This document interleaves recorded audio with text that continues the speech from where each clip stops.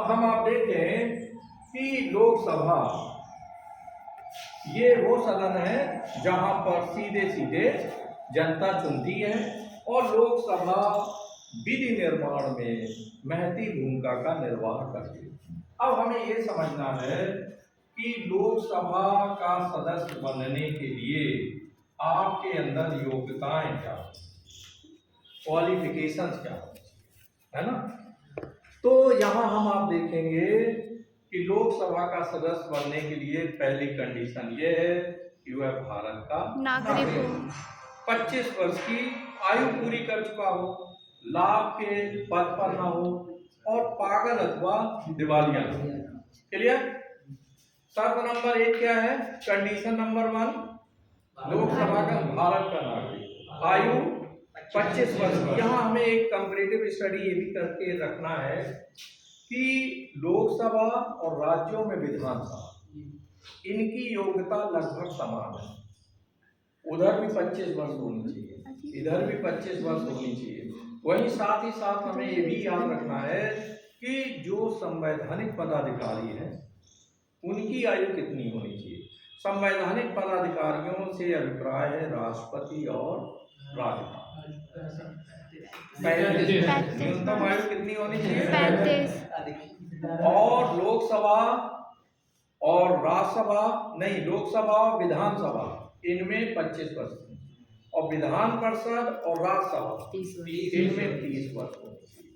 ये as per भी question बराबर कंपटीशन में पूछे जा रहे हैं, तो ये क्लियर करना है। तो ये योग्यताएं क्लियर हो गई। इसमें सदस्य संख्या कितनी हो सकती है? अधिकतम लोकसभा में अधिकतम 552 हो सकती है ना। 530 धन 20 धन 2 क्या आंकड़ा रहेगा? 552 अधिकतम हो सकती है, जिसमें 530 राज्यों से 20 केंद्र जो आपकी केंद्रीय शासन है, यूनियन टेरिटरीज है, और इसके अलावा दो एंग्लो इंडिया। ठीक है। लेकिन मूलतः ये हो सकती है अधिकतम सदस्य संख्या, लेकिन है कितनी? वो 545 है। कितनी है? 545। अगर दो एंग्लो इंडियन चुन लिए गए हैं इसमें, है ना, 543 में इसमें अगर दो एंग्लो इंडियन चुन लिए गए हैं तो फिर ये 545 नहीं होंगे। ठीक है। तो 543 धन 2 यानी 545 अधिकतम सदस्य संख्या है। ठीक है। कितनी? एंग्लो इंडियन हट गए हैं, हट गए हैं 104। Yes, you are right. Anglo Indian हटा दिए गए हैं दो जगह से, राज्यों में विधानसभाओं से भी हटा दिए गए हैं, याद आया, और साथ ही साथ आपके लोकसभा से भी हटा दिए। क्यों हटा दिए गए? क्या एंग्लो इंडियन नहीं रहे? क्यों भाई? क्योंकि एंग्लो इंडियन किसे कहते हैं? क्यों पता है एंग्लो इंडियन किसे कहते हैं? संकर संतान, संकर संतानों को एंग्लो इंडियन कहते हैं। संकर कैसा? संकर यानी एंग्लो माने अंग्रेज और इंडियन माने भारतीय। तो माता या पिता में से कोई एक एंग्लो हो, अंग्रेज हो, दूसरा भारतीय हो, तो दोनों का मिक्सचर उनकी संतानें एंग्लो इंडियन कहलाएं। ठीक है। क्लियर। तो दो में से कोई एक होना चाहिए, तो संकर माने मिश्रित। क्लियर हुआ। तो अधिकतम 543 ये हो गई। ठीक है। अधिकतम हो सकती है। वही अगर हम अपनी राज्यसभा को देखें, इधर कितनी हो सकती है? 250 250 है ना। 238 हाँ, तो कितना हुआ? 250। तो यहाँ अधिकतम 200 कितने हो सकते हैं। अब इसके बाद अब आप ये देखें कि ये जो लोकसभा है, क्योंकि ये पॉपुलर हाउस है, जनता द्वारा सीधे सीधे इसका चुनाव होता है तो प्रतिनिधियों का, तो ऐसी कंडीशन में इनकी अकाउंटेबिलिटी इस सदन की ज्यादा है लोकसभा की। विधि निर्माण में चूंकि ये विधायिका है, लेजिस्लेचर है, लेजिस्लेचर का अर्थ होता है सच बॉडी और such chamber that legislate the laws, ये इस तरह से इतने से यहाँ ये जो लेजिस्लेट माने कानून बनाना, तो जो कानून बनाती है संस्था उसे विधायिका कहते हैं। ठीक है, तो हाँ सर आपको बता दें जो एंग्लो इंडियन की जरूरत भी नहीं है। अच्छा, नहीं बताया। ऐसा है, एक ब्रिटिश परंपरा थी, उसके बाद देश आज़ाद हुआ, बहुत समय तक एंग्लो इंडियन की का जो पॉपुलेशन था वो बहुत ज़्यादा यहाँ पर था, लेकिन धीरे धीरे पॉपुलेशन जो है वो शिफ्ट कर गई। अब मुझे लगता है एंग्लो इंडियन नज़र नहीं आ रहे हैं ज़्यादा, या आवश्यकता महसूस नहीं की संसद सदस्यों ने, तो उन्होंने उठाकर संविधान में संशोधन कर दिया, तो इसको हटा दिया। बात समझ रहे? आगे हम आप देखें तो लोकसभा का कार्यकाल कितना? 5 वर्ष। लेकिन 42वें संविधान संशोधन द्वारा इंदिरा जी ने इसका कार्यकाल 6 वर्ष कर दिया। लेकिन पुनः 44वें संविधान संशोधन द्वारा जब जनता पार्टी की सरकार आई तो उसने पुनः जो है 5 वर्ष कर दिया। किस संविधान संशोधन द्वारा लोकसभा का कार्यकाल बढ़ाकर 6 वर्ष कर दिया गया था? 42। किसने किया था? इंदिरा गांधी।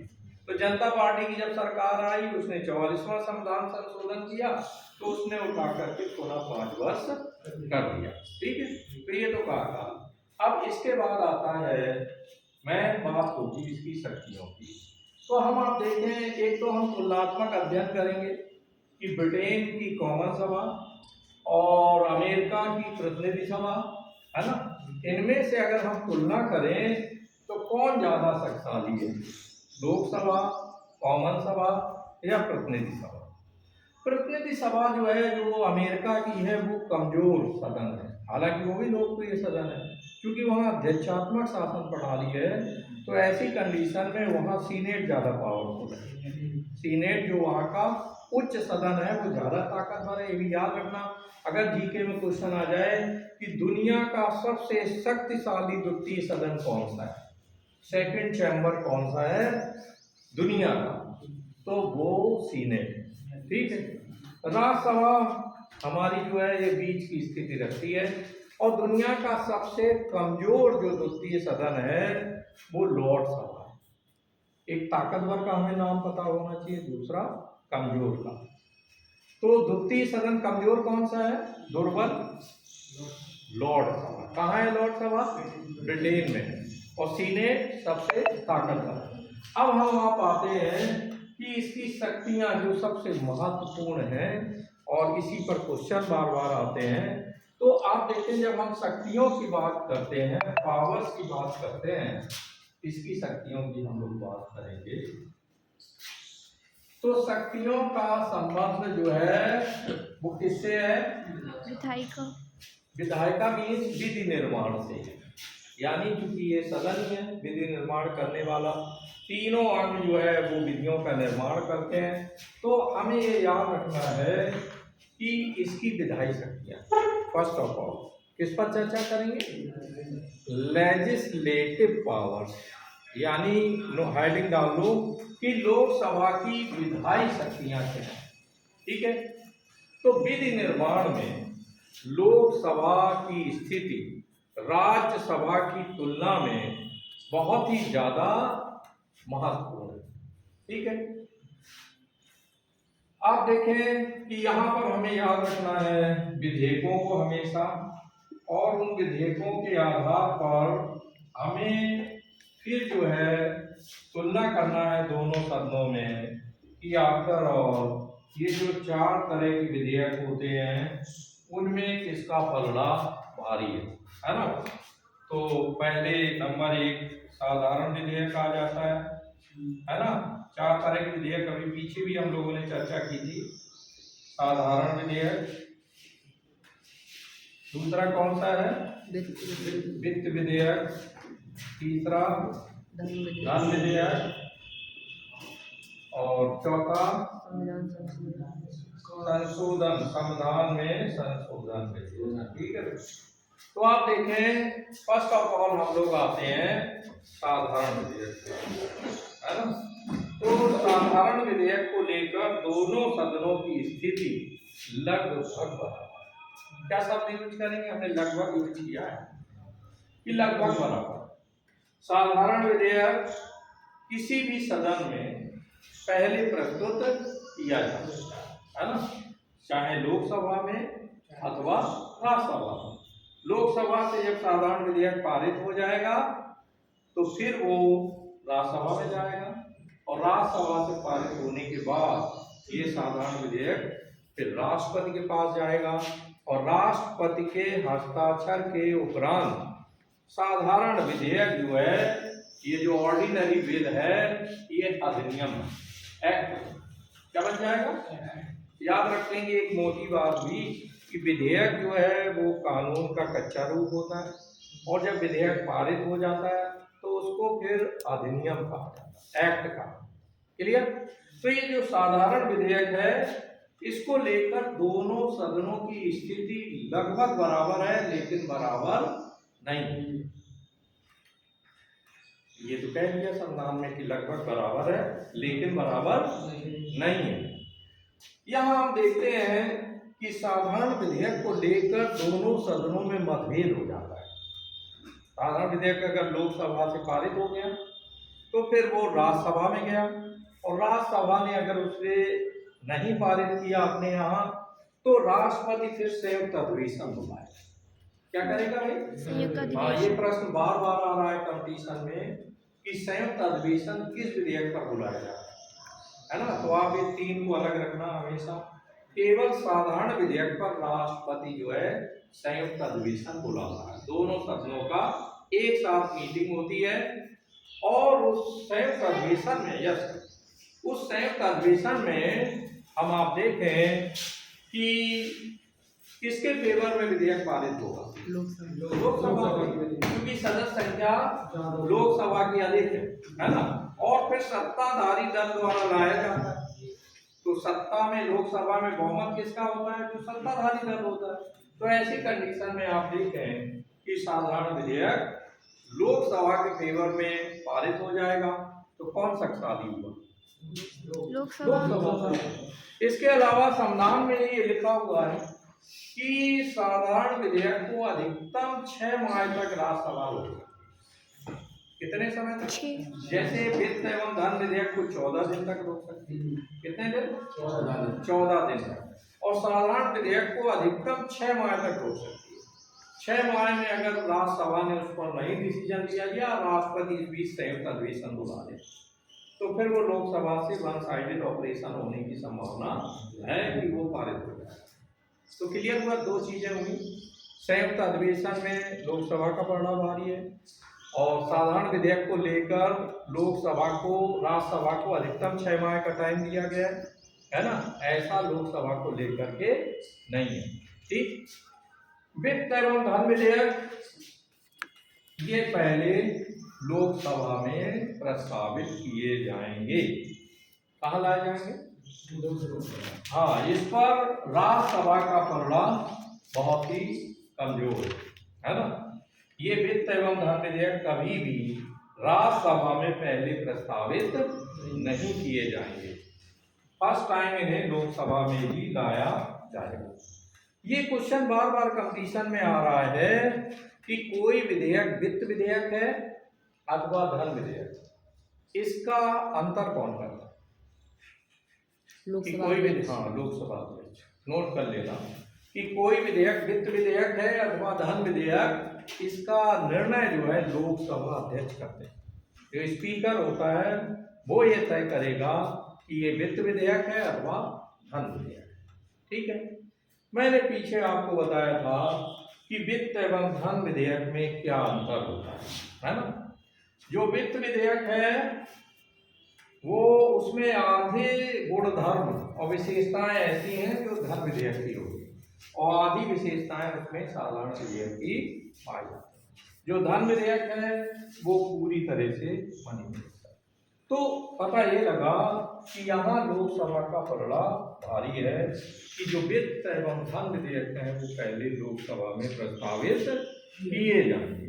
एक, और इसके बाद आप देखें राज्यसभा में यहाँ से पारित होने के बाद वो राज्यसभा में, राज्यसभा क्या करेगी? राज्यसभा अधिकतम 14 दिन तक रोक सकती है। 14 दिन में अगर वो उस पर डिसीजन नहीं लेती है तो 15वें दिन सिंगल ऑपरेशन हो जाएगा, यानी लोकसभा से वन साइडेड वो विधेयक पारित हो जाएगा। ठीक है। अब आप देखें कि वित्त एवं धन विधेयक को लेकर राष्ट्रपति की स्थिति क्या है। वित्त एवं साधारण विधेयक को लेकर क्या स्थिति है। साधारण विधेयक पर राष्ट्रपति एवं संविधान संशोधन विधेयक, इन दो विधेयकों पर राष्ट्रपति बाद में साइन करता है, लेकिन ये जो वित्त एवं धन विधेयक है इन पर राष्ट्रपति पहले साइन। ठीक है। सबसे पहले यानी लोकसभा और राज्यसभा में भी जाने से पहले वित्त एवं धन विधेयक राष्ट्रपति के पास आते हैं, राष्ट्रपति की पूर्व अनुमति ली जाती है। अब वित्त एवं धन विधेयक को लेकर के राष्ट्रपति अगर चाहे तो जाहिर है कुछ प्रस्ताव दे सकता है, वैसे इसमें है नहीं है, इसीलिए राष्ट्रपति के साइन पहले करा दिए जिससे बाद में वो कुछ अड़ंगा न लगा। ठीक है। और उसके बाद लोकसभा, तत्पश्चात राज्यसभा और इसके बाद वित्त एवं धन विधेयक पास। क्लियर। अब हम आप देखें कि लोकसभा जो है इसके और क्या काम है। एक तो ये हुए विधायी कार्यों के अंतर्गत ये जो तमाम तरह के विधेयक हैं, इसी तरह संविधान में संशोधन विधेयक, ये किसी भी सदन में पहले प्रस्तावित किया जा सकता है, लाया जा सकता है, लोकसभा में अथवा राज्यसभा। एक सदन से पारित होने के बाद फिर वो जो संशोधन विधेयक है अगर लोकसभा से पहले पारित हुआ तो राज्यसभा, और राज्यसभा से हुआ तो लोकसभा, तत्पश्चात राष्ट्रपति के हस्ताक्षर के उपरांत वो विधेयक अधिनियम बन जाए। ठीक है। इसके अलावा आप देखें वित्तीय शक्तियां क्या है लोकसभा की। अगली हेडिंग पड़ेगी कि लोकसभा को कौन से वित्तीय अधिकार प्राप्त है। आप देखें कि जो हमारी लोकसभा है, आपने ये तो देख ही लिया कि वित्त एवं धन विधेयकों पर लोकसभा को अधिक शक्तियां प्रदान की गई। इसके अलावा आप देख रहे हैं कि जो बजट है आपका वो किस सदन में लाया जाता है, लोकसभा में वित्त मंत्री द्वारा प्रस्तुत किया जाता है राष्ट्रपति के कहने पर। ठीक है। इसके अलावा आप देखें कि जो लोक लेखा समिति है उसमें भी आप देखें जो लोक लेखा समिति बहुत ही महत्वपूर्ण वित्तीय समिति है और उस समिति में 15 सदस्य जो है वो लोकसभा से चुने जाते हैं और 7 सदस्य उसमें राज्यसभा से रहते हैं। 15 7 कितने हुए 22, तो 22 सदस्य लोक लेखा समिति में होंगे। और लोक लेखा समिति जो है जो कि लोकसभा की बहुत ही महत्वपूर्ण समिति है, ये जो लोक लेखा समिति है ये खासकर वित्तीय मामलों की जांच करती है, सरकार जो आय व्यय करती है उस पर बहुत सरसरी और गहरी नजर रखती है। और जो विपक्ष का नेता होता है वो लोक लेखा समिति का अध्यक्ष होता है। ठीक है। और इसके अलावा आप देखें कि इस लोक लेखा समिति को जो सबसे बड़ा वित्तीय अधिकारी है नियंत्रक एवं महालेखा परीक्षक। नियंत्रक एवं महालेखा परीक्षक संसद में अपनी रिपोर्ट रखने से पहले लोक लेखा समिति के समक्ष उस रिपोर्ट को प्रस्तुत करता है। लोक लेखा समिति उसकी बारीकियों का अध्ययन करती है और तत्पश्चात लोक लेखा समिति के सुझावों के साथ साथ नियंत्रक और महालेखा परीक्षक ने जो उसमें ऑडिट ऑब्जेक्शन लगाए हैं वो सारी बातें फिर संसद के पटल पर रखी जाती हैं, उन पर चर्चा होती है। विपक्ष हंगामा करता है, सत्ता पक्ष प्रोटेक्शन की मुद्रा में होता है, बचाव मुद्रा में होता है। तो इस तरह से आप देखें कि वित्त एवं धन विधेयकों पर लोकसभा का पलड़ा भारी है ना। और हाँ कोई क्वेश्चन। लोक लेखा समिति से कोई पावर्स नहीं मिलती, पावर्स नहीं मिलती, यही तो पावर्स है। लोक लेखा समिति नियंत्रक एवं महालेखा परीक्षक पूरे देश के लेखाओं का और वित्त की जांच करता है। प्रदेश सरकारें, केंद्र सरकार क्या आय व्यय कर रही हैं उन सबकी गहन परीक्षा करता है। कैंसिल करने का पावर नहीं, कैंसिल करने नहीं, कैंसिल करने का नहीं, वो तो संसद है सर्वोपरि लोकसभा। ठीक है। तो आप देखें केवल एक वॉच कमेटी है। पब्लिक अकाउंट कमेटी क्या है? वॉच कमेटी है कि नजर रखो जिससे सत्ता पक्ष पैसा बेवजह बर्बाद न करे, गलत घूसखोरी ना हो, भ्रष्टाचार को रोका जा सके। इसलिए लोक लेखा समिति का एक और होती है प्राक्कलन समिति होती है, एस्टीमेट कमेटी, है ना। वो एस्टीमेट्स की जांच करती है कि कहाँ क्या आपने एस्टीमेट बनाया सरकार ने, क्या वो नियम के अनुकूल बनाया गया या नहीं बनाया गया। तो देयर आर सो मैनी जो आपकी कमेटीज हैं वो आपके लोकसभा और राज्यसभा में हैं, और उनका काम है संसद जिन कानूनों का निर्माण करती है उनमें सहयोग प्रदान करना। क्या करना? सहयोग प्रदान करना। तो हम आप देखें कि वित्त एवं धन पर नियंत्रक एवं महालेखा परीक्षक अपनी रिपोर्ट कहाँ देगा? हाँ, लोकसभा में प्रस्तुत की जाएगी, और पब्लिक अकाउंट कमेटी भी अपनी उसमें रिपोर्टिंग लगा देगी कि सरकार ने कहाँ क्या खरीदारी की और उसमें क्या उसने मानकों को अपनाया या भ्रष्टाचार को अपनाया, है ना। कई बार जो सौदे होते हैं, हम विदेशों से हथियार गोला बारूद खरीदते हैं, हवाई जहाज, युद्ध वर्षक, बम वर्षक विमान खरीदते हैं, तो उन पर उंगलियां उठती हैं। नियंत्रक एवं महालेखा परीक्षक जांच करता है कि उस समय उस क्वालिटी का जो जेट विमान है वो दुनिया के अन्य देशों में सेम टेक्नोलॉजी के साथ किस रेट में बिक रहा है। फिर इसके अलावा ये होता है कि सरकार जब खरीदारी करती है तो 4-5 पार्टियों से उनके मसौदे मांगती है कि तुम किस रेट में बेच रहे हो, तुम्हारी टेक्नोलॉजी क्या है। फिर समान टेक्नोलॉजी होने पर रेट चेक करने के बाद जो सबसे कम रेट में अच्छी गुणवत्ता वाली चीज होती है सरकार उसको खरीदती है। लेकिन कभी कभी इसमें भ्रष्टाचार हो जाता है, पीछे से मोटी रिश्वत लेकर के, और ऐसी संस्थाओं को या ऐसे देशों को या मल्टीनेशनल ऑर्गेनाइजेशन को सौदे दे दिए जाते हैं जहां सरकार को बीट के कमाया जाता है ना। अभी चुपचाप होता, पता होता नहीं भाई कि कहाँ क्या क्या होता है ना। जैसे याद है एक बड़ा चर्चा में आया था घोटाला, कफन घोटाला, है ना। हाँ, उस समय जॉर्ज फर्नांडीज रक्षा मंत्री थे जब कारगिल का युद्ध हुआ, तो उस समय इन्होंने ताबूत गलत खरीद लिए थे। जो ताबूत खरीदे गए थे, एक तो बेडोल बहुत थे, भारी थे, और उस बेडोल थे, और उसमें फिर पता लगा हमारा जो शहीद सैनिक होता था उसे ले जाना है दूर दराज, और दूसरा वो महंगे भी थे, उससे हल्के, ज्यादा टिकाऊ, है ना, कम रेट में मिल रहे थे, वहाँ खरीद लिए गए भारी। तब विपक्ष ने बड़ा हंगामा एट दैट टाइम किया था, कफन चोर करके विपक्ष ने नारे लगाए। फिलहाल that is the political matter, जांच बाद में होती है, कितना सही था कितना गलत था वो बाद में पता लगता है। लेकिन फिलहाल अगर ऑडिटर ने ऑब्जेक्शन लगाया है तो फिर विपक्ष उसे मौका नहीं छोड़ता है, तुरंत उस मैटर को कैच कर देता और राजनीति शुरू हो जाती है। अभी कौन से विमान पर फ्रांस से खरीदा गया? राफेल पर वही विपक्ष ने बहुत आरोप लगाए, है ना।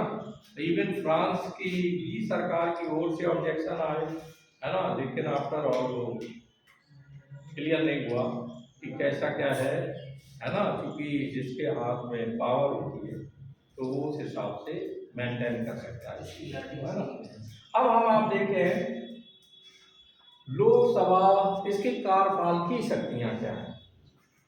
लोकसभा की एग्जीक्यूटिव पावर्स क्या है? लोकसभा की कार्यपालकी शक्तियां क्या है?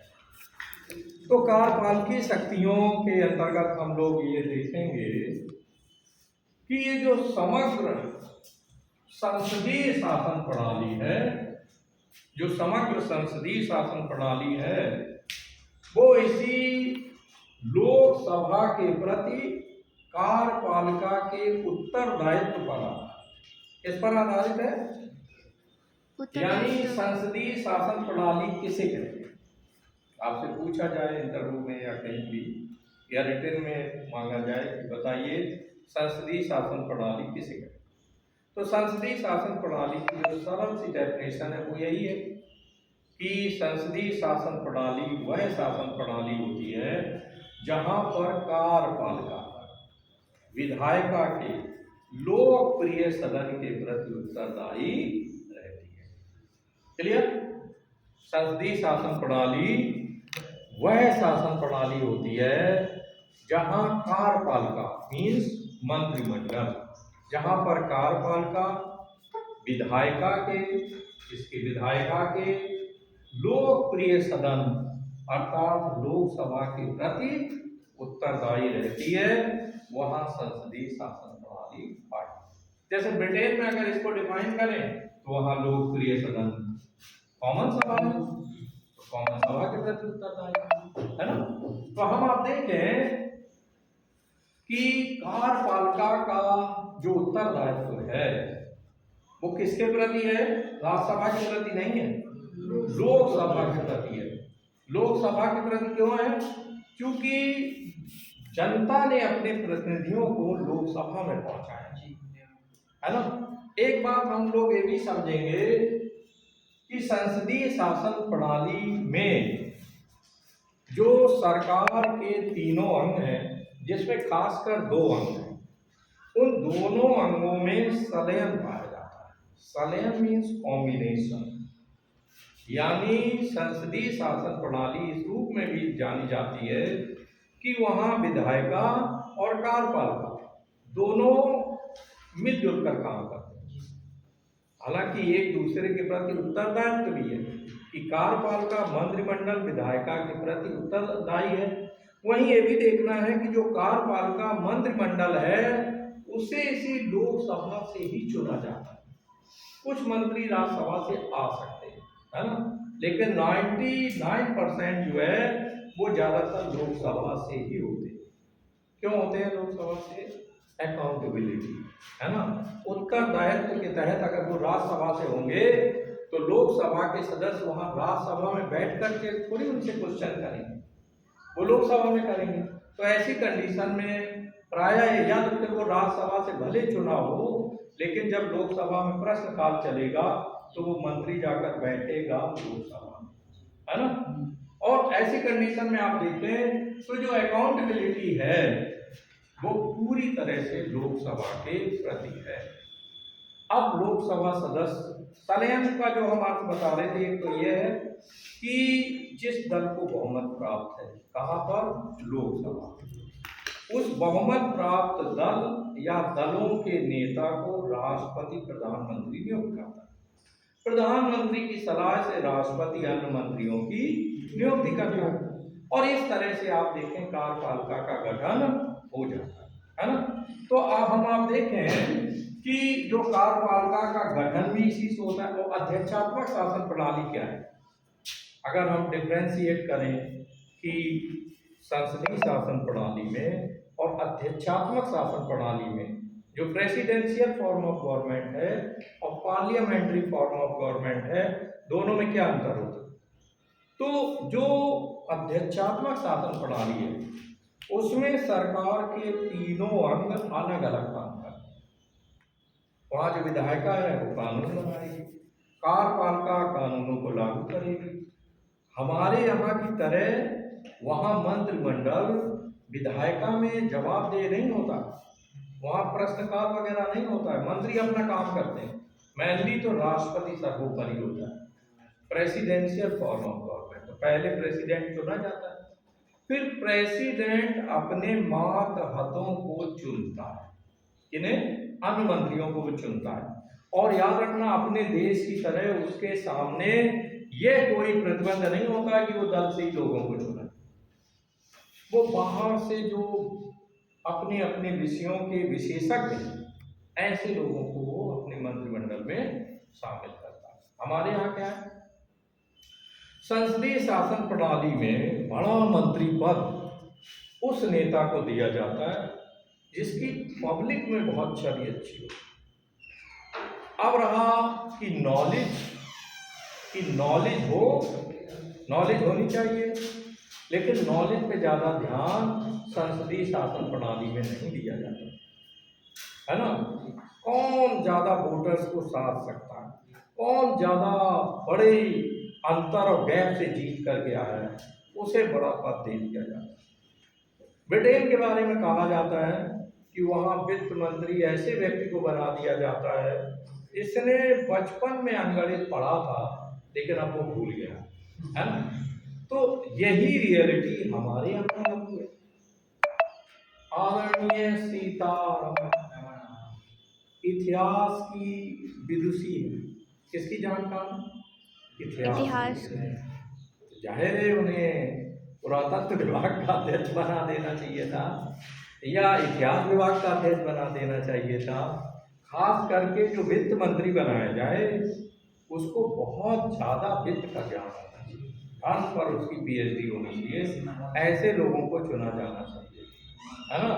पता ये लगा कि हमारे यहाँ इसी तरह से आप देखें बंदरबाट होती है पदों की, और ऐसे लोगों को पद दे दिए जाते हैं जिन्हें उस मंत्रालय की कोई जानकारी नहीं होती।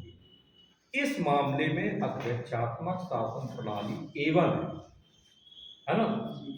पता ये लगा कि जब बिल क्लिंटन प्रेसिडेंट बने तो मैडम एल्ब्राइट उनकी प्रोफेसर हुआ करती थी, अंतर्राष्ट्रीय राजनीति पढ़ाती थी। तो जब वो बने देश के राष्ट्रपति तो उन्हें याद था कि मैडम एल्ब्राइट ने मुझे जो है पढ़ाया था, उसमें जो है पॉलिटिकल साइंस पे इंटरनेशनल रिलेशन, तो कहा हम उन्हें अपना विदेश मंत्री बनाए। आप समझ लो। तो पता ये लगा वो फील्ड में ऐसे लोगों को चुनते हैं जिन्हें ज़्यादा जानकारी है या वो पहले से कई बार पद धारित किए रहे हों, विदेशों का ज्ञान हो, ऐसे को विदेश, और जिससे वित्त की बहुत जानकारी हो, ऐसे लोगों को वहाँ वित्त मंत्री बनाया जाता है। हमारे यहाँ जिसका जितना ज़्यादा पब्लिक पे कमांड है और भूल गया हो, बड़े बड़े आता हो ना आता हो, क्योंकि आईएएस सब पूरा निष्कंटक कौन होते हैं या संकट मोचक किन्हें कहेंगे, जिसकी आप तैयारी कर रहे हैं। आईएएस जो है वो सारे संकटों का निवारण करते हैं। हमारे यहाँ कभी कभी जो मंत्री पद और लोकसभा सदस्य ऐसे बनते हैं दे आर कंप्लीटली इलिटरेट, क्यों बिल्कुल पढ़े ही नहीं होते। तो कौन सलाह देता है मंत्री कैसे काम करता है? भाई इतना बड़ा मंत्रालय पकड़ा दिया, यानी जेल सिंह कक्षा 5 में पढ़े और वो देश के राष्ट्रपति बने और गृह मंत्री रहे लॉन्ग पीरियड तक, है ना। तो हमारे यहाँ योग्यता नहीं देखी जाती है, बस ये देखी जाती है कि कौन प्रधानमंत्री का बड़ा चापलूस है और इसके अलावा पब्लिक में जरा उसकी अच्छी इमेज बने। क्लियर? हाँ, रेटिंग होती है। यस। तो आप देखें कि जो कार्यपालिका है हमारा मंत्रिमंडल वो पूरी तरह से लोकसभा के प्रति उत्तरदायी। लोकसभा प्रश्न, उसके सदस्य प्रश्न पूछते हैं, अविश्वास प्रस्ताव लाते हैं, निंदा प्रस्ताव लाते हैं, कटौती प्रस्ताव लाते हैं, है ना। अगर अविश्वास प्रस्ताव और निंदा प्रस्ताव, ये दो प्रस्ताव अगर पारित हो जाएं सरकार के अगेंस्ट, तो सरकार को गिर जाना होता है, यानी सरकार गिर जाती है और फिर जाहिर है कि पुनः इलेक्शन होंगे, है ना। अविश्वास प्रस्ताव अगर पास हो गया विपक्ष के द्वारा, उसमें सत्ता पक्ष भी शामिल हो जाता है। कभी कुछ मुद्दे ऐसे होते हैं जहां सत्ता पक्ष का भी जमीर इस बात की को अलाउ नहीं करता है कि हम अपने सरकार के साथ रहें, तो ऐसे लोग अगर अविश्वास प्रस्ताव में शामिल हो जाएं और बहुमत से अविश्वास प्रस्ताव पारित हो जाए तो सरकार गिर जाती है। ऐसा हम लोगों ने देखा है।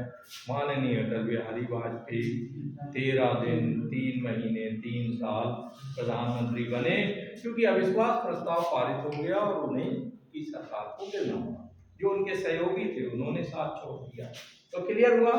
तो इस तरह से आप देखें कि तमाम तरह से ये राज्यसभा को भी शक्तियां प्राप्त हैं।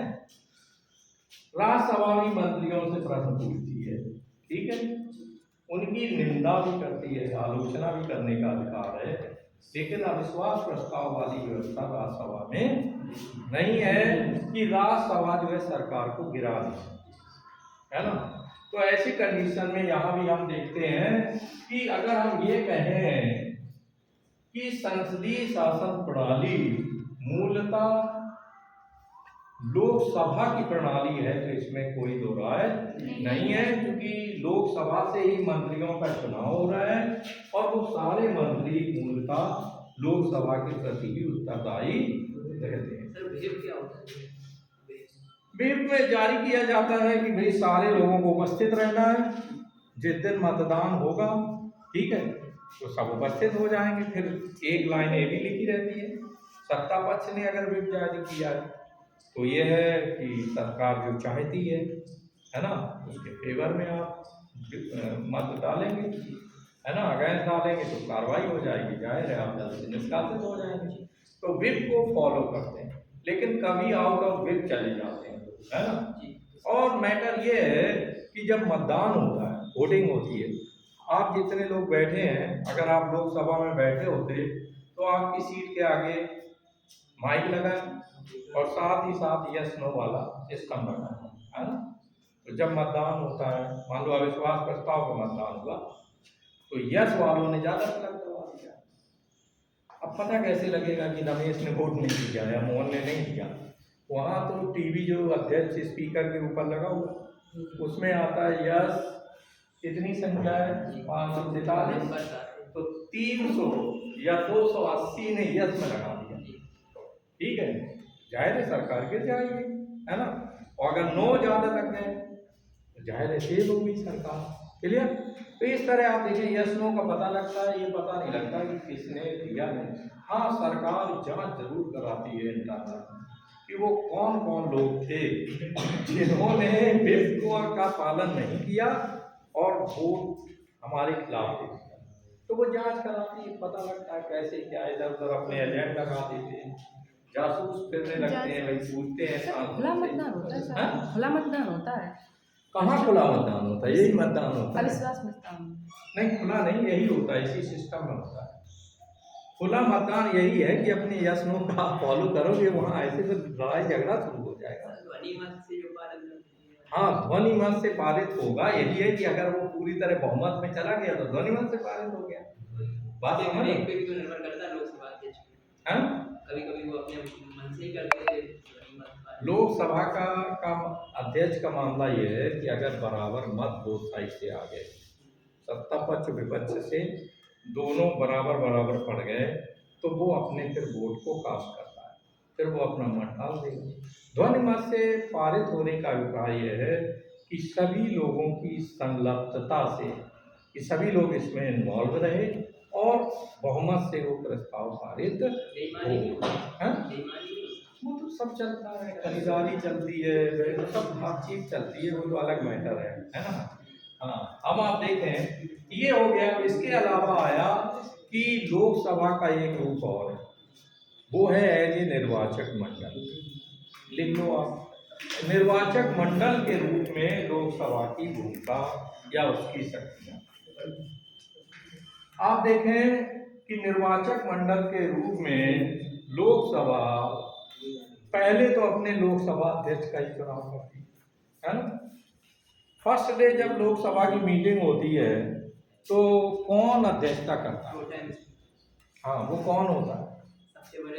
सबसे जो वरिष्ठ होता है सांसद, उसको जो है बाकायदे फर्स्ट डे अध्यक्षता सौंप दी जाती है।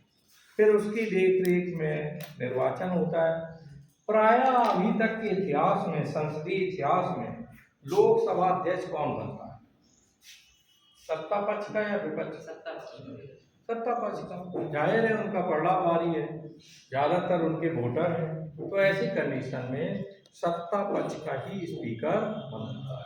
लेकिन स्पीकर बन जाने के बाद क्या स्पीकर अपने दल का रह जाता है या पूरी लोकसभा का हो जाता है? पूरी लोकसभा का हो जाता है।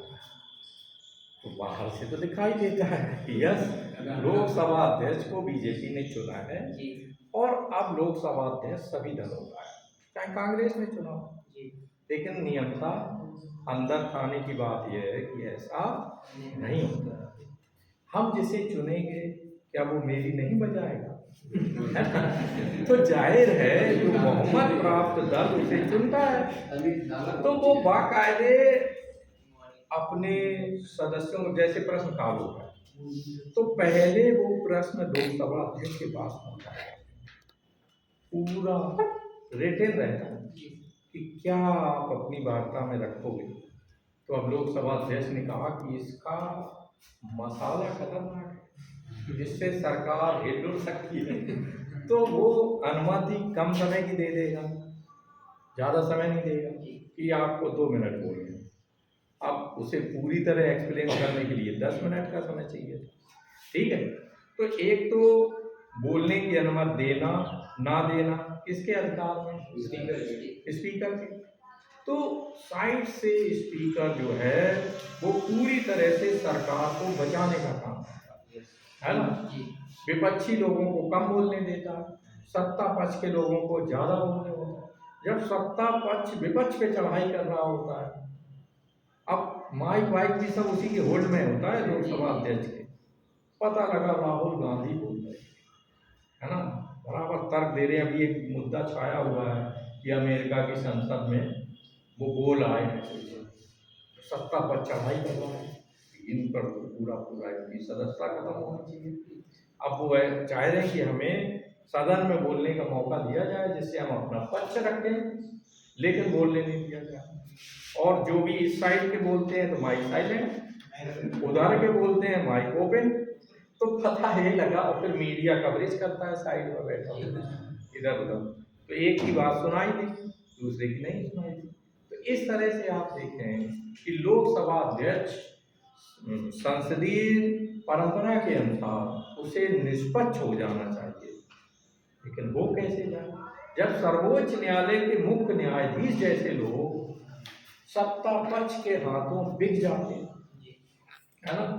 उन्हें लालच दिया जाता है कि ये वाला जो आ रहा है, जांच आ रही है, इसे आप पलट लो, आपका राज्यसभा में पद सुरक्षित है, इसके बाद तुम्हें किसी राज्य का हम गवर्नर बना देंगे, या हम किसी और बड़ी विधिक संस्था का हेड बना देंगे, या हम आपको राष्ट्रीय मानव अधिकार आयोग का अध्यक्ष बना देंगे। तो जब वहां तक मामला हिल जाता है तो लोकसभा अध्यक्ष क्या करे आखिरकार? बाकायदे, चूंकि लोकसभा का नेता कौन होता है? प्रधानमंत्री। लोकसभा का नेता प्रधानमंत्री होता है। प्रधानमंत्री के साथ मिलकर के लोकसभा अध्यक्ष पूरा जो सदन के जो आपके सत्र चलते हैं, सेशन चलते हैं, उन सेशनों के शुरुआत में बाकायदे डिस्कशन, लॉन्ग डिस्कशन होता है, कैसे क्या सरकार चीज़ें लाएगी, विपक्ष क्या करेगी, वो सारा मंत्रणा होकर के फिर वो कार्रवाई फिर शुरू होती है। लोकसभा अध्यक्ष को सब पूरा अच्छी तरह से चैप्टराइजेशन समझा दिया जाता है, आपका क्या रोल रहेगा। तो उस तरह से आप देखें, फिलहाल लोकसभा अध्यक्ष जो है लोकसभा के साथ हमें उसे भी समझना है ना। लोकसभा अध्यक्ष की बहुत ही महत्वपूर्ण पद होता है। राष्ट्रपति, उपराष्ट्रपति, प्रधानमंत्री, इनके बाद लोकसभा अध्यक्ष का ही आसन आता है। अभी अगर ये एक साथ एक सभा में बैठे हुए हों तो उसी क्रम में आपको बैठे हुए दिखाई दे, है ना। तो लोकसभा अध्यक्ष बहुत ही बड़ा संवैधानिक पद है, और वहाँ लोकसभा अध्यक्ष के ऊपर पूरा लोकसभा का दायित्व रहता है। वो जिस तरह से चाहे हमारी संसदीय परंपरा को आगे बढ़ा सकता है। अब ये हो गया निर्वाचन में। फिर इसके अलावा राष्ट्रपति के निर्वाचन में लोकसभा के सदस्य भाग लेते हैं। राज्यसभा, लोकसभा और राज्यों की विधानसभाओं के निर्वाचित सदस्य राष्ट्रपति के निर्वाचन में भाग लेते हैं। तो इस तरह से आप देखें कि बाकायदे जो हमारी लोकसभा है उसके सदस्य निर्वाचन में। उपराष्ट्रपति के निर्वाचन में कौन भाग लेता है? उपराष्ट्रपति के निर्वाचन में लोकसभा एवं राज्यसभा के सभी प्रतिनिधि भाग लेते हैं, याद रखेंगे हम लोग, है ना। और राष्ट्रपति में केवल निर्वाचित सदस्य भाग लेते हैं। लोकसभा, राज्यसभा एवं राज्यों की विधानसभाओं के, है ना, केवल निर्वाचित सदस्य भाग लेते हैं। ये बात अच्छी तरह याद रखना है। कंफ्यूज करने के लिए जो 4 विकल्प में आपको बहुत कंफ्यूज किया जा सकता है ना। यही प्रश्न दिया हो और उसमें आपसे पूछा जाए तो आप घूम सकते हैं। राष्ट्रपति के निर्वाचन में भाग लेते हैं सभी संसद सदस्य एवं राज्यों के विधान मंडलों के सभी सदस्य। कैसा है विकल्प? सर विधानमंडल में तो विधान परिषद ही आ जाएगा। गलत नहीं है। और क्या गलत? सभी सदस्य होता है हाँ, राज्यसभा इधर सभी पकड़ लिया आपने कि लोग, हमने कहा लोकसभा या संसद के सभी सदस्य कह दिया, तो सभी कहाँ होते हैं? लोकसभा एवं राज्यसभा के केवल निर्वाचित सदस्य भाग लेते हैं। और हमने उधर कह दिया राज्य विधानमंडल। विधानमंडल में राज्यपाल आता है, विधानसभा आती है और विधान परिषद आती है ना। कहीं कहीं विधान परिषद नहीं है तो भी राज्यपाल और विधानसभा मिल करके विधानमंडल का निर्माण करती है। क्लियर?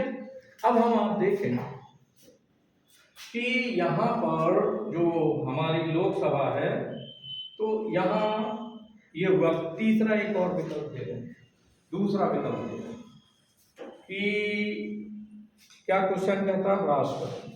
राष्ट्रपति के निर्वाचन में भाग लेते हैं।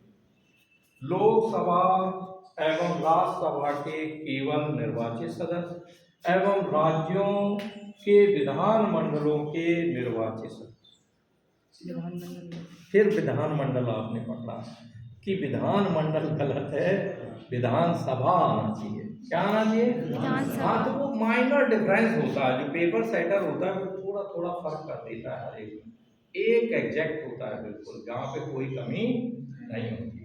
तो आप केवल निर्वाचित पकड़े रहो, लोकसभा, राज्यसभा और राज्यों की विधानसभा, है ना। या इवन संघीय प्रदेशों की भी विधानसभा है, क्योंकि दिल्ली की जो विधानसभा है उसके भी भाग लेते हैं, पौंडीचेरी की जो विधानसभा है उसके सदस्य भी भाग लेते हैं। क्लियर? अब हम आप आगे बढ़े कि बाकायदे जो हमारी लोकसभा है वो लोकसभा अविश्वास प्रस्ताव भी हटाने का भी काम करती है। राष्ट्रपति को हटाना है या सर्वोच्च न्यायालय के मुख्य न्यायाधीश को हटाना है या अन्य न्यायाधीशों को पद से हटाना है, तो उनके अगेंस्ट जो महाभियोग लाया जाएगा तो वो महाभियोग लाने का काम किसी भी सदन से किया जा सकता है, लेकिन लोकसभा का उसमें महत्वपूर्ण रोल है। मान लीजिए कि वो महाभियोग लोकसभा में लाया गया तो लोकसभा में फिर बाकायदे उस पर चर्चा होगी, है ना, सुनवाई होगी और बाद में राज्यसभा भी उस पर पूरा पार्टिसिपेट करेगी, है ना। तो दोनों से अगर वो महाभियोग प्रस्ताव पारित हो जाता है तो फिर अगर राष्ट्रपति पे आया है तो राष्ट्रपति को हटना होगा। राष्ट्रपति पर महाभियोग किस बात को लेकर लाया जाता है, ये प्रश्न हमें याद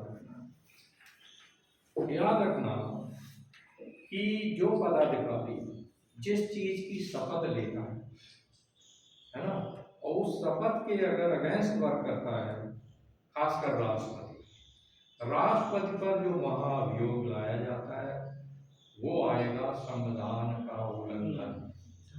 किसका?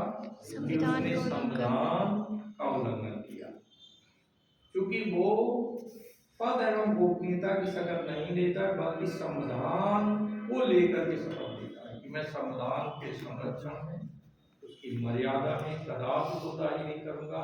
तो संविधान का अगर वो उल्लंघन कर रहा है तो ऐसी कंडीशन में उसके अगेंस्ट सत्ता पक्ष या विपक्ष जो है वो महाभियोग प्रस्ताव अभी तक पारित हुआ किसी जगह क्यों भाई? हमारे सारे राष्ट्रपति जो है वो सौभाग्यशाली रहे और किसी के अगेंस्ट महाभियोग प्रस्ताव नहीं रहा। सर्वोच्च न्यायालय के मुख्य न्यायाधीश वगैरह उनके अगेंस्ट आया, दीपक मिश्रा पारित हो गया, नहीं हुआ।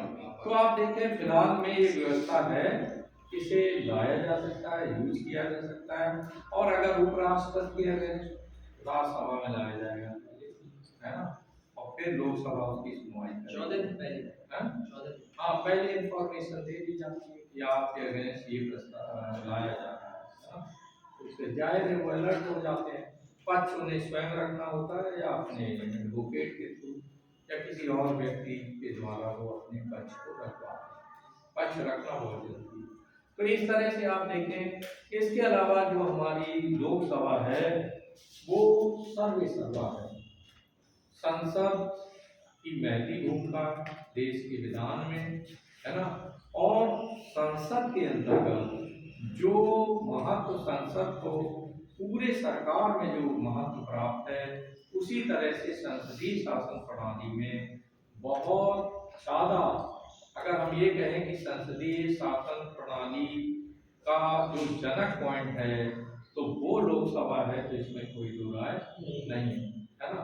बल्कि इस समय आप देखें दुनिया के तमाम देशों में द्वितीय सदन को समाप्त करने की बात हो रही, हमारे यहाँ भी होगी कि आखिरकार राज्यसभा जब लोकसभा ही सब कुछ कर देती है तो फिर राज्यसभा को क्या बनाए रखा जाना चाहिए या हटा देना चाहिए?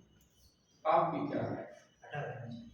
राज्यों में तो विधान परिषद हटाने की बातें चल रही है, तो इधर भी क्या लगता है, काफी करोड़ लोग, भाई 12 लोगों को तो राष्ट्रपति मनोनीत करता है जो कला विज्ञान साहित्य में बहुत ज्यादा विद्वान होते हैं।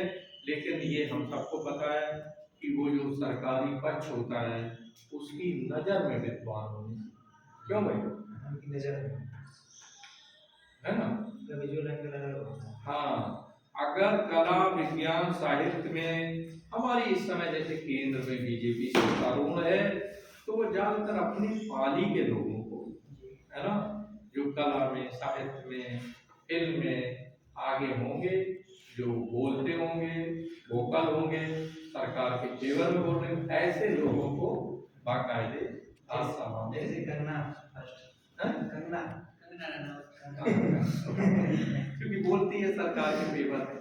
तो इसी तरह आप देखें अब रहा ये कि इसमें जो लोग चुने जाते हैं वो राज्यों के विधानसभाओं द्वारा अप्रत्यक्ष रूप से चुने जाते हैं, ज्यादातर सीनियर फेलो होते हैं।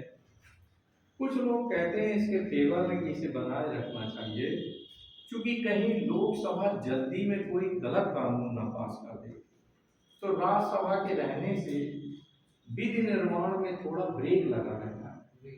और इसमें विद्वान लोग होते हैं बहुत, है ना, विद्वान और अनुभवी और सीनियर फेलो होते हैं, तो वो जो है उस पर जरा मंथन सही तरह से हो जाता है, तो इसलिए राज्यसभा को बनाए रखा गया है। अदरवाइज पब्लिक अकाउंट कमेटी है, नियंत्रक महालेखा परीक्षक है और लोकसभा के सदस्यों को जनता ने चुना है, तो ऐसी कंडीशन में अकेले लोकसभा भी बहुत कुछ काम कर सकती है। अब प्रश्न ये उठता है कि क्या हमें राज्यों में मंत्रिमंडल बनाए रखना चाहिए, जैसे अभी इन्होंने कहा कि विधान परिषद को हटाने की बात हो रही है, वहीं साथ ही साथ कई राज्यों में जहां विधान परिषदें नहीं हैं वहां विधान परिषद भवन बन चुके हैं और विधान परिषद के गठन की बात हो रही है, वहां विधान परिषद बन जाना चाहिए। यानी दूसरा सवाल आप सोचें कि विधान परिषद वगैरह ये जो MLA बन जाते हैं कितना पैसा खर्च होता है और आपकी जेब से जाता है, पब्लिक की जेब से जाता है, उनका रहना खाना वेतन और फिर उनकी पेंशन, है ना। यानी सर्विसमैन को पेंशन नहीं है, लेकिन जो एक बार विधान परिषद, विधानसभा, राज्यसभा, लोकसभा में अगर वो सम्मान पा गया, भले 13 दिन तक रहा हो, आजीवन उसको जो है वो सर दोबारा चुन के आते जैसे विधायक बन के डबल फिर मिलेगा, डबल का भी है शायद, लेकिन सरकार को वॉच करना चाहिए कि डबल ना दे। जैसे प्रदीप यादव के सांसद थे तो विधायक बने, अब वो एक पेंशन सांसद की उठाएं और दूसरी जो है विधायक की उठाएं, तो जनता को जबकि एक भी नहीं मिल रहा है। पंजाब में खत्म कर दिया, पंजाब में खत्म कर दिया, तो आप देखें चोर चोर मौसेरे भाई कि किस प्रकार से संसद इस पर बहुत ज्यादा मुकर नहीं हो रही है, क्योंकि जो विपक्ष में बैठे हुए हैं वो भी सांसद है। तो जहां बात ये आती है कि इनकी पेंशन हटा दी जाए तो सब साइलेंट हो जाते हैं, कोई नहीं बोलेगा, सरकार पर आरोप प्रत्यारोप नहीं लगाए जाएंगे, है ना। तो यहाँ आप देखें या वेतन बढ़ाना सांसदों का, हाँ सब एक रहा है, भली मत से इसी को कहते हैं कि सब वे किया, ये ऐसा है जिस पर कोई ऑब्जेक्शन नहीं होता, है ना। तो यहाँ हम सब ये विचार कर सकते हैं कि आखिरकार जिन्हें हम चुनते हैं, मुझे याद है लोकसभा में एक सम्मानित लोकसभा सदस्य जो हमारे एरिया से हुआ करते थे जरूर बच्चे, उनका नाम था लक्ष्मी प्रसाद वर्मा। इलिटरेट थे, पढ़े लिखे नहीं थे, और वो 3 बार सांसद बने और तीनों कार्यकाल में उन्होंने मिलाकर एक प्रश्न नहीं रखा। बात समझ रहे हो? पता ये लगा कि तीनों कार्यकाल में उन्होंने अपने क्षेत्र की समस्याओं के लिए एक प्रश्न नहीं किया। चौधरी साहब बैठे रहते थे आराम से, वेतन उठाते थे, बाकायदा पब्लिक में चुनाव हुआ, फिर वही उसी तरह रेवड़ियां बांटती हैं, चुनकर आ गए, और चूंकि सीट रिजर्व थी तो 3 बार हुआ। ये जब पूछा जाए कि वो कौन सा एक सदस्य था जिसने कोई प्रश्न ही नहीं उठाया। इस समय हमारे जो भी सांसद हैं, जो कि हमारी प्रोफेशन से हैं, प्रोफेसर हैं, तो वो तो खैर समस्याएं उठाते रहते हैं, जैसे आपके यहाँ रेल रुकना है, चलना है, आदि आदि जो भी समस्याएं हैं। फिलहाल सांसद का ये कर्तव्य बनता है कि जिस क्षेत्र में उसे चुना गया है तो वो अपने संसदीय क्षेत्र को में अधिक से अधिक लाभ दिलाने का प्रयास करे, उसमें अलर्ट रहना चाहिए, है ना। क्योंकि हम अप्रत्यक्ष लोकतंत्र है, और अप्रत्यक्ष लोकतंत्र में सब कुछ हमने लोकसभा पे डाल दिया, तो इन दैट केस ये बनता है इन सांसदों का फर्ज कि वो बाकायदे। इसके अलावा आप देखें कि लोकसभा जो है क्या हुआ, समय क्या हुआ, कितना हुआ, 10 मिनट। लोकसभा, इसके अलावा आप देखें लोकतांत्रिक शिक्षा के प्रचार प्रसार के लिए भी काम करती है। इसके लिए बाकायदे विदेशों से प्रतिनिधिमंडल हमारी लोकसभा में आते हैं, और हमारे जो अध्यक्ष हैं और जो लोकसभा सदस्य हैं इसी प्रकार से दुनिया की तमाम लोकसभाओं का अवलोकन करते हैं, और उसको लेकर के अपने यहाँ सुधार कार्य भी होते रहते हैं, है ना। अब आप देखें इस समय ये बहुत ही महत्वपूर्ण प्रश्न है कि जिस तरह से गतिरोध चल रहा है संसद में, आप सब लोग पढ़े लिखे हैं कि क्या संसद में हमने लोगों को किस लिए चुना है, कि वो हमारे लिए प्रश्न उठाएं, आपस में सम्मानित ढंग से बोलें, है ना, वार्तालाप करें, एक दूसरे की सुनाएं, लेकिन वहाँ उल्टा चलता है ना। सब अपनी अपनी बात कहना चाहते हैं। प्रश्नकाल को कभी सुनते हैं तो खीज होती है कि आखिरकार इतना पैसा बर्बाद किया जाता है इनके पीछे, है ना। हर तरह की इन्हें सुविधाएं दी गई हैं, एरोप्लेन में सफर, रहने को सुंदर आवास, अच्छा वेतन, जहाँ भी जाओ 20 रुपए में इन्हें डाइट मिलती है। अगर संसद में जो वहाँ कैंटीन बनी हुई है तो सांसद को इतना वेतन दिया जाता है, 20 रुपए में उसे वो मिष्ठान और वो खाना मिलता है जो 5 स्टार होटल नहीं पड़ता, तो 20-25 रुपए में खाते हैं। और आप देखें इतने फोन कॉल, अब इस पे भी कानून बनना चाहिए कि तुम्हें 15,000 25,000 रुपए क्यों दिए जा रहे हैं। इसमें मोबाइल में कितने का पड़ता है डाटा एक महीने के लिए, क्यों भाई? 239 नहीं करे, 539 कर दो। हाँ 5-6 तो आपको 15 से 25,000 30,000 रुपए दिए जाते हैं फोन कॉल के लिए, क्यों? सिंपल सी बात है ना, आने जाने के लिए वो सारा इनका यात्रा भत्ता, खाना भत्ता, जाने कितने भत्ते इतने हैं कि वेतन से 1.5-2 गुना तो उनके भत्ते हो जाते हैं, है ना। एरोप्लेन में सीट रिजर्व, ट्रेन में एसी में सीट रिजर्व, परिवहन डिपो में देखा बसों में सांसद एवं विधायक के लिए सीट सुरक्षित है, वो कभी बैठते भी नहीं है, क्यों बैठे? तो से ये कहते हैं, इवन आप देखें हमारा जो मंत्री संतरी और नेता है वो कॉमन एयर फ्लाइट में सफर नहीं करता है, इनमें नहीं करते। क्यों नहीं करते?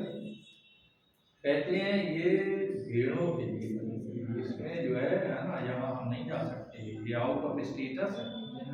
एक बाकायदे विदेश मंत्री था पीछे, उसने बाकायदे स्टेटमेंट दिया था कि वो तो स्वीपर क्लास है, बाकायदे उसने आरोप लगाया था और मना कर दिया।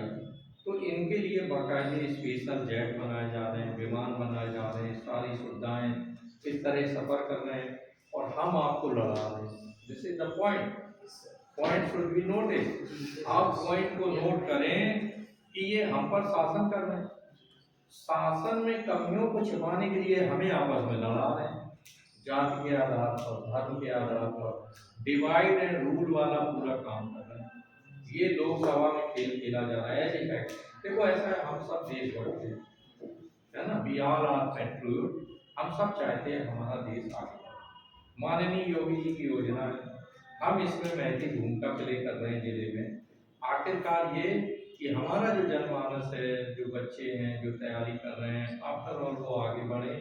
इसमें हम कोई पार्टी वार्टी वाले सिस्टम में विश्वास नहीं करते हैं, केवल निर्माणकारी योजना थी, मैंने कहा कि हम सहयोग करेंगे, हम इससे जुड़ गए, है ना।